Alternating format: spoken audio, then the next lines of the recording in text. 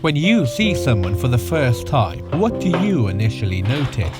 Their physical appearance, the colour of their skin, their gender, what they're wearing, or nothing at all? I want to find out how someone with a disability lives their life, how it affects them day to day, and does it matter?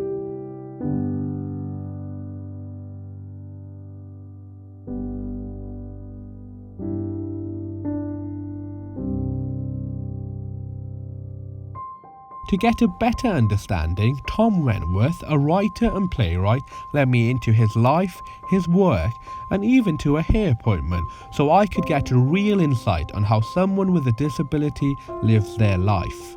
Tom, who's 27, has cerebral palsy, a term for a number of neurological conditions that affects his movements and coordination. I have a 15-minute care call in the morning. So somebody comes to help me with my foot orthosis, my splints and my shoes. Day to day I get very tired, so I have to watch my energy levels. I have to watch what I've got planned for the day. I have to really plan ahead and think things through. So doing things spontaneously can be quite difficult, but you just sort of you find your little knacks and ways of doing things that you find tricky, like we all do. Day to day, I've sort of not made it a problem because you wouldn't want to live like that, frankly. You just live with it.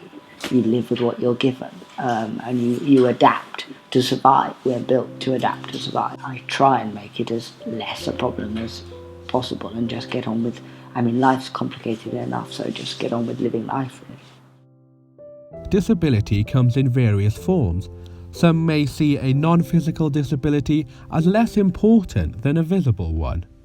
Adam Morgan, a university student, has Asperger's and finds social interactions difficult. Especially when I was younger, I had trouble knowing how to talk to people, had selective muteness a bit, and that was a big thing for me, that if there were people around that I didn't know, I wouldn't or couldn't talk. So it was quite difficult growing up, especially in school. I felt like I had a hard time when I was younger. It felt like I was bullied a lot, which, looking back, it might have just been kids being kids. To me, it felt a lot harsher. It wasn't until I was older that I'd learned to sort of deal with it. Now at this point, I'm a lot better off. I find it a lot easier to manage myself socially.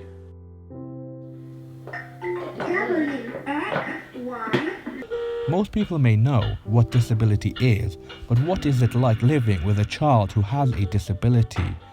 Inam has Russell-Silver syndrome, a form of dwarfism which will affect his growth as he gets older.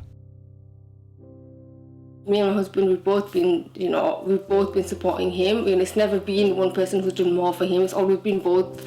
And with Inam, I guess we can't, you have to balance it out. You can't expect one person to do more because it's really, really hard on one person because he's so challenging. We're just learning to manage it, and I think finally after 2 years we've kind of found a balance of who can do what better. We haven't been able to go out. We don't go out. All we do is feed Inam, go to sleep, feed Inam, feed ourselves, go to sleep.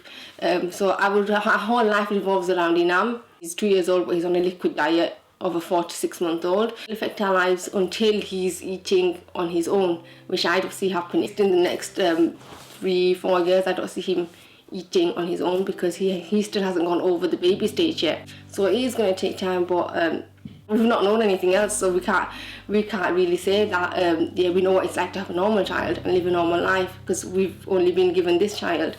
But yeah, I guess we're getting used to it.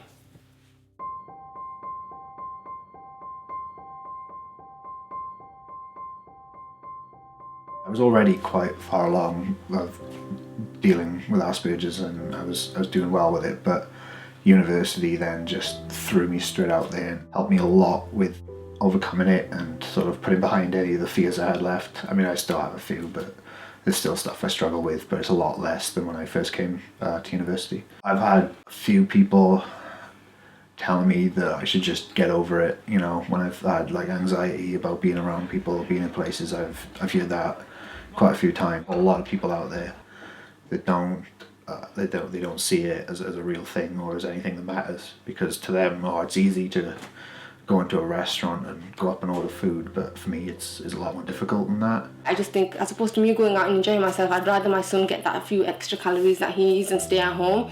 It's not because I enjoy staying at home. I don't. Of course, any mother, I'd love to pick up my 2-year-old and say, come on, let's go out for a walk.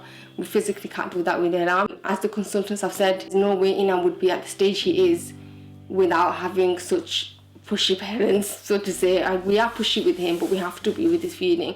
I don't want anybody to see Inam as being different or abnormal. I always want people to see him. Of course, physically, it's kind of hard to not notice that he's different, but I want people to get to know Inam for who Inam is, not just think, oh yeah, he's different, I won't approach him, or I can't talk to him, or, of course there's certain things we have to do different with Inam, we avoid letting him cry a lot because crying affects his feeding, which affects his growth, and one thing affects another. But Inam's the same as any other child. As he grows and as he comes into himself, I think he'd be more caring because of his differences. I've noticed children with who are different, they're more caring towards other people, they're more responsive towards other people, and I see him growing into being that kind of person.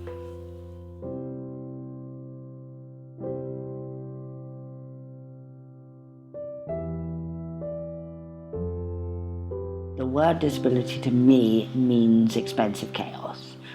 The world is in a really chaotic state. It's really expensive to be a disabled person in 2017. I don't think a lot of people think about that, but it really is. And the world just can't afford disabled people, and we're really getting to that point. I don't mind the word disability personally. I'd rather it be used than, despite its negative, pejorative connotations, I'd rather it be used than some of the other language that seems to float around. So I don't mind the word disability. I don't have a problem with it, but I understand why some people do. Like for me, it's a case of I don't really want people treating me differently that much. I don't want to, I don't want to be patronised or anything. I don't want people being like, oh, we won't go here because Adam might be anxious. Because I do see myself as the same as everyone else. I've just got a little difficulty with certain things. Like I have trouble ordering coffee or ordering food from a new restaurant, but that doesn't mean that I won't do it. It just means that maybe the first couple of times I'd prefer if someone else did it for me, or it'll take me a while to work up the courage to do it. I see myself as the same as everyone else as well. So, I'm obviously okay with talking about my Asperger's and people talking about it, but again, that's, if someone isn't, then that should be respected. People with disabilities, I'd say they tend to see us, the normal people, as the ones who are different. For them, they've been born like that, they're like that. For them, they're probably thinking, who's to say you're normal and we're the abnormal ones? For them, they are normal because that's what they've been like all their lives. So for them, we are the abnormal ones. We are the ones with the disability.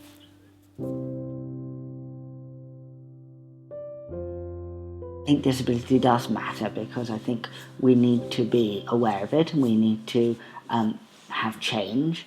And and a lot of my work centres around the fact that I'm writing as a disabled person. I found her on the internet, cleared my history. Don't know why. I'd been thinking about it for ages. Then at Albie and Andy's 18th party, I saw all those young people, all those girls, so many attractive girls, so confident, all clustered around Andy, a close whirlpool of boys and girls. Albie's sitting in the corner of the room staring at the wet patch. I didn't want the party, but I've always tried to treat them exactly the same. I do try. I've really tried not to stifle him, but when your adult son still needs taking to the toilet, then you can't really help it. I don't think it matters on the level that some people think it does, being a sort of three-headed monster kind of thing going on. In that sense, no. It matters to me because it's my lived life, but at the same time it doesn't matter at all because I'm just me and I'm just getting on with it. And I hope it doesn't matter to all my friends and the people who love me and the people that I love. I hope that it doesn't matter on that level. I hope I'm just me. But it matters on a global scale that we're not marginalised and that we're seen as not being freaks and all that kind of thing. So yeah, it does matter on one level. Another level, it doesn't matter at all. Everyone with a disability, even people with the same disability, they're all different. They might have different views on how they want to be treated. So it's just important to understand that as an individual beyond a disability, there's, an individual person beyond two people of the same disability. It's important to look past that. You don't have to ignore a person's disability, but you don't have to bring it up either.